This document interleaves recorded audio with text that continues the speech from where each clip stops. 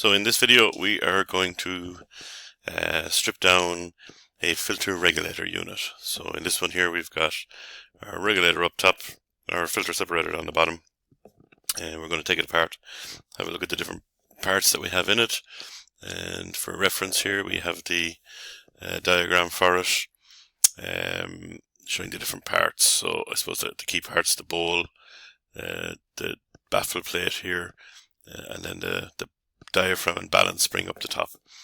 Okay, so we shall get stuck in. This one, to release the bowl down here, we just have a simple catch here. A lot of these are screw or twist off, and this one just has a simple little catch, so we can just pull down on the catch and just rotate it. I just get the right angle there. There is just alignment notches there just so we can align it, and then it just pops off like that. Okay, so this is the bowl for our separator. We've got our seal up the top for the air pressure, and this one has just got a little manual drain valve down the bottom here, so we can release any build up at the bottom of the bowl. So we'll pop that over there. Next item we have here then is just the baffle plate. So when we get the twist on the air to create our centrifugal force to get rid of the larger particles in the droplets, this baffle here just stops that developing down into the bottom of the bowl and sucking back up some of that dirt and water back into the system. So again, for this one, it's just a little quarter twist, and you'll see it release there, and it just pops off like that. We'll just pop that there, and then we have the actual filter membrane itself. So this, I suppose, is the most general maintenance piece for these filter regulators, is just to change out that filter membrane on a regular basis, or when we can see it getting a little bit dirty and discolored. So we'll pop that over there. And then if we take a look up in here, you can see the vane structure here for the impeller that just creates that spin on the air to create that centrifugal force. It is screw twist on this one, so we're going to unscrew it. But just before we do that, let's just have a quick look back at the diagram here, because just in the diagram here, so we've removed the baffle down here, we've taken away the filter membrane on either side. So this is the piece we want to take away now, and it does have this spring inside it. So just here is the actual valve seat for the regulator, and this is the spring that just sits underneath that to return the seat to a closed position when the pressure is at the right level. Okay, so just as we unscrew this part, there is a little bit of spring pressure behind it, so we just need to be careful of that. Okay, so we'll just open it up here, and then as I said, we just twist it off. Just keeping my hand on it there and just being aware of that little bit of spring pressure on the system. Okay, and it should pop there now any second. There we go, just popped there. Okay, so I'm just going to bring it up right so that the spring doesn't fall out. And we leave that there. Okay, and then this piece here then is just the impeller. We can see the blades on it there, just to get the air to spin. Okay, so those four on the right hand side there, they are the four pieces of the the filter separator on the system.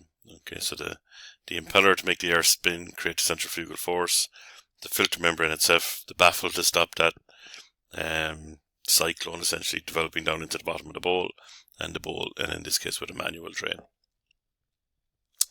So what we've left with here then is the regulator part of the system. Okay, so as I said, we've got this spring, so we just pop that out. That spring is for as I said, returning the valve seat to the closed position. This is the valve seat here, and just along here, this surface here, that is the actual seating surface there. So we just want to be careful of that and make sure it's nice and clean. Okay, we've got an O-ring in here which is just sealing the two portions, or the filter side from the regulator side. Okay, so we'll just place that down there, and we'll keep the valve seat facing up, so just so we don't pick up any dirt off the table or anything like that on it. Okay, and then in here, this brass piece here, we still have the valve stem itself. Okay, so the valve stem is going up through the system and just interacting with the diaphragm on the top. So we just grab that there and we'll just pop it out. Okay, so that's our valve stem. We've just got this little dowel down here that just helps locate it into the valve seat. This little locator ring is just as it's going up and down through the valve body here, just to locate it, and this is going to interact with the diaphragm. We'll have a look at that when we get the diaphragm out of there. Okay, so that's all of the disassembly we can do on the lower half of the system. So now we're just going to go up to the top half. Okay, so first thing we want to do here is just, before we start taking it apart on this end, is to pop up the adjustment and just make sure that we release all the compression out of the spring. So on this half of the valve, we have, we're going to see our diaphragm assembly here, and we're going to have this spring here. This is the spring that creates that balance pressure for us, that allows us to regulate the pressure. There's quite a bit of force in that spring, so we want to make sure that we've released all the tension out of it by adjusting the adjustment knob on it. Okay, so with that done, we're going to then remove the 4 screws around the top of the bonnet here. Okay. Again, we just place our hands on it here, just in case there's any pressure in there that it won't spring off and fly away on us. Okay, and as always when we're taking these types of things apart, we just make sure that we loosen all of the screws nice and evenly as we go around, just to make sure we don't end up pinching a seal that's in there. Okay, so some of these regulators will have a seal that kind of runs along this edge here between the body and the bonnet. It'll have a little O-ring seal or a gasket seal, something like that in there. This particular one is actually using the diaphragm to create that seal as well. So it's all in the one, so we definitely don't want to be damaging our diaphragm. Okay, so we just work all them up. I think we have them all there now. Just check, make sure. You can hear the little click when it just runs out of the thread. Yeah, I think that's it. Okay, so we'll just lift it up gently. Okay, no, we have a thread left on one of them there.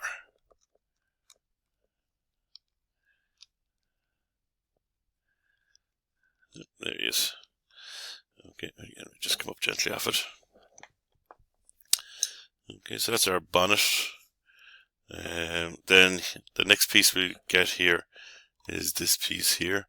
So this is actually the adjustment nut. So as we rotate the adjustment here, we're rotating this here.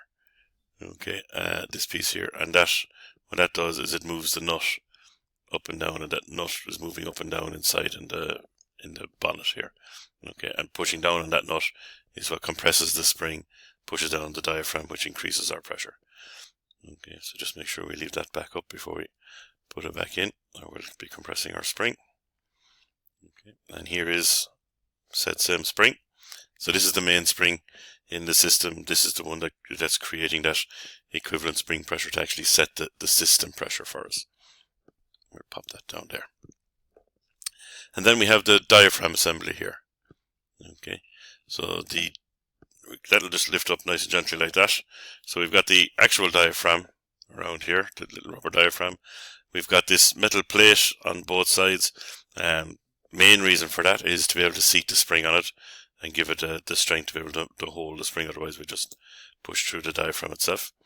Okay, but this regulator is a self-relieving regulator, so it does have that little relief port in here. Now in this particular setup, we've actually got a little spring-loaded ball bearing here that acts as a valve. So when the whole thing is assembled, the valve stem here, when the system is operating, it pushes up on that ball bearing and seals that little valve. And then if we release the spring pressure on the diaphragm, that moves up. Okay, just releasing the pressure. And there's a little spring behind that ball bearing pushing it down to open the valve so that we can allow that air to bleed out and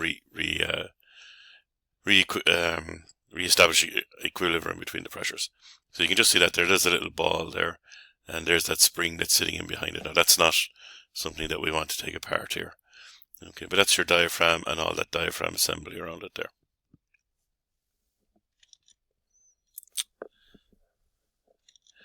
Okay, so we just lift the diaphragm out and we'll pop that down there. And that's pretty much all of the taking apart that we have on it here. Just to name a few parts around here then. So this is the balance chamber. This is where the actual pressure equalization happens between the pressure of the air underneath the diaphragm and the pressure that the spring is exerting down on the diaphragm. That actually sets our pressure.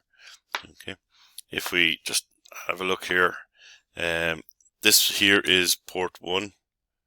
Just get it on the camera there, port 1.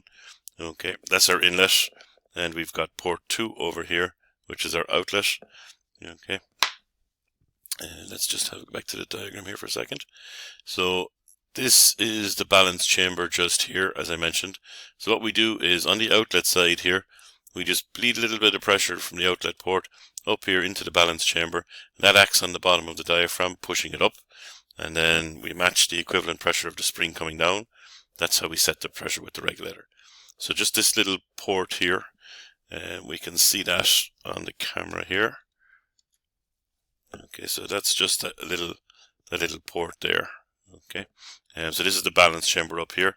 Down here is port 2. This is the outlet port, and you can just make out that little spigot sticking out down there. Okay, so that's just coming down a little bit into the main flow of the outlet there. And the reason for that is just to stay away from the walls, because we'll get that little dynamic pressure change in the walls as air is flowing through it. So we just come down here into the reasonably close to the middle of the stream, where we get the real system pressure, I suppose. Okay. What else have we got here? So, as I said, port 1 here. So that's the inlet that allows the air in here. Okay, and that air in there then is going to be blown down through the impeller to make it spin. Okay, then it goes in through the filter membrane, up through the center here, past the valve stem, the valve seat. So the valve seat will be sitting just there. Okay, and that will be operating as we're demanding air. Okay, just seat that down the right way there. Alright, and then up here into, up and out the outlet here, number 2. Okay, with some of it being ported up here into the balance chamber to affect that pressure regulation. Okay, a couple of other ports we'll see here. We've got one port here, which is on our inlet side as such, and that's just going to come out to this side here where we can put on a gauge. Okay, and then we will have another port just here, just in this chamber here, that allows us to put an outlet pressure on it. Okay. Yeah, so that's pretty much our filter regulator and the parts in it. And we just go through the parts there again, I suppose, and just put a name on them while we have them all laid out. So we've got the bonnet with the adjustment knob and locking mechanism. We've got the body of the valve. We've got the adjustment nut, the pressure regulating spring, the valve stem, the diaphragm. We've got those. We swap them around, I suppose, as an order they come down along. So the spring sits on the diaphragm and the valve stem is underneath that. Then we have the valve seat itself. We've got that little helper spring for the valve seat to make it reclose. And all of these are part of the regulator unit. And then down the right hand side here, we've got the filter unit, the separator unit. So we've got the bowl with the auto drain, the baffle to stop the cyclone developing down into the bottom of the bowl, the filter membrane to filter it out, and then the vanes here that makes the air spin and gives us that little cyclone so we can fire all that heavy stuff out to the edge of the bowl. Okay, so now let's reassemble.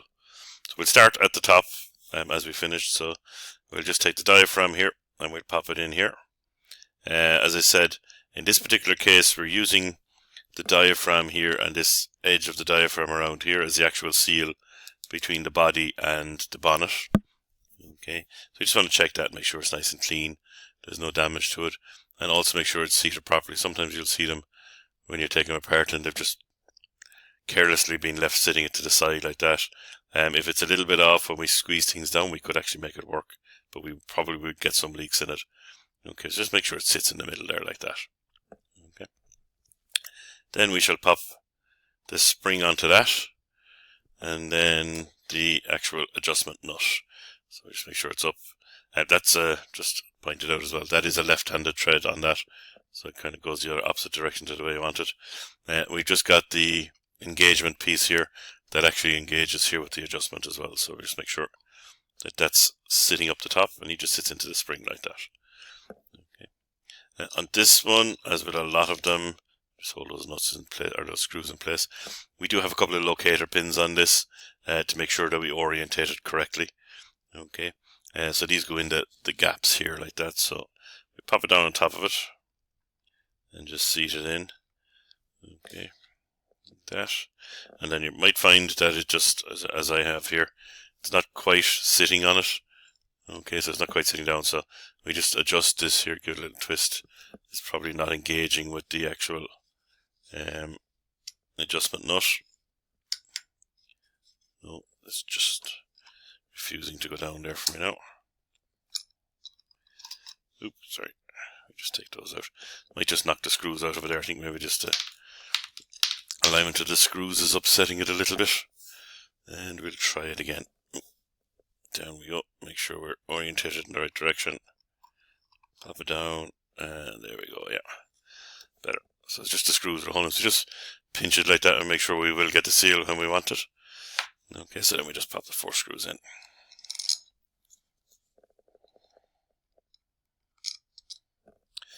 And again, as I said, when we're taking it apart, we just bring them down nice and gently along the 4 corners. So we just catch each thread. We get the big hand out of the way. So we just bring them on there till we catch each thread. Again, I'm just applying a little bit of pressure with my fingers there just to keep the bonnet in place. Okay, and then bring them down piece by piece. They do tend to bind up a little bit sometimes, but you just work them down like that. And cross over here and do a bit on this side. And then we'll go here. And then come back up here. Just a little bit of patience required on that just to get it all right. These give me a little bit of trouble, that lad. So we just bring him out and just reseat him. There he goes. And that'll hopefully fix him up. Yeah, there we go.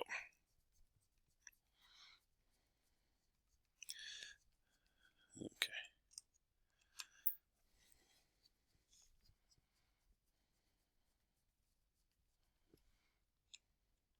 I suppose the most important thing is, if a screw does start to bind on you like that, is not to persist with it, just back it out and go again. There shouldn't really be any resistance on those until we get them down nice and tight. Okay, and now we can just give them a squeeze. Again, not a lot of torque on these. Okay, we don't want to damage that's diaphragm seal underneath it. Okay, so we'll flip it upside down now, and we'll start to reassemble. So the valve stem here, again, this point here is going to go to up against the diaphragm, and we've got the little locator pin at the bottom here. That's for our valve seat, so we'll just drop him in there like that, and then just a little bit of a wiggle just to seat him in. Remember, we've got that white guide ring that's going to fit him into the right place anyway. Take the valve seat, and that goes, remember our seating surface is just here on this, so we pop that down on top of that, like that. Oh, he's just not liking that there at the moment. Let me just get a look at it. The valve stem mightn't have been in properly. Oh, there we go. Yeah, there we go. Okay, it was actually just on this end here. There was just that the locator at the top here hadn't quite set in, so just compressing my spring a little bit. And then we put the little helper spring in the back like that. Okay. Then again, in here, if you can just catch it there on the camera, there's a little locator pin down the bottom of that as well, just to sit in the center of the spring here to hold it in place. Okay. Now, as I said when we were taking this off, there's a good bit of compression in this spring here to hold it in there. And we put it straight up again. Obviously, this piece here is plastic, so those threads are plastic. really easy to damage them. So this is the one part that we want to be really careful with our threading. Okay, so we just sit it in together like that, push it down as nice and as evenly as we can, and then we can start rotation. So I just caught a thread there, but it's the wrong thread because it's just starting to bind a little bit on me there. So we'll just come off it again, and we'll try it again. There we go. Okay, so just be really careful with that, and again, come back. If you go a little bit backwards with the thread, you'll feel it click into place, and then we can wind it up. And just hand tighten it. There's no need to get any tools at that. Just hand tighten it like that. Pop the filter membrane in. Our baffle plate, there's just little lugs here that go into the slots on it. So just pop them in there like that. And again, just a little twist and it just locks in place. Okay, and then put back on the bowl. So we have our locator indicator here. We've got it here, so we just line the two of those up, pop it in, and then twist it, and it clicks into place. Okay, so that's our filter regulator taken apart and reassembled.